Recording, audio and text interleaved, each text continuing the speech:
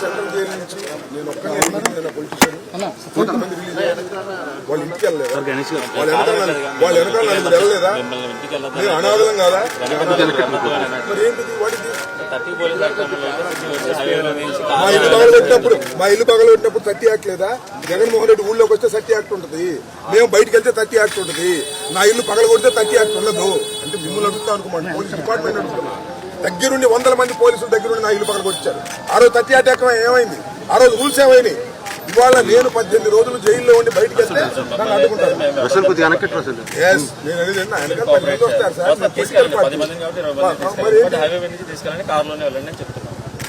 కారులో మీరు ఎలా చేస్తే కారులో వెళ్తారు, లేకపోతే ఇక్కడ నుంచి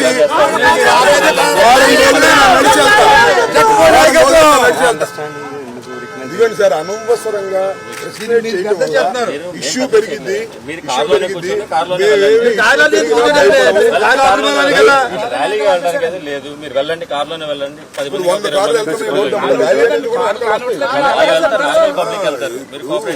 ఇప్పుడు మీరు రూల్స్ అనేది స్ట్రిక్ట్ గా అన్ని చోట్ల అమలు చేస్తే సంతోషం. కొన్ని చోట్ల అమలు చేసి కొన్ని చోట్ల అమలు చేయకపోతే ఐ కాంట్ యాక్సెప్ట్.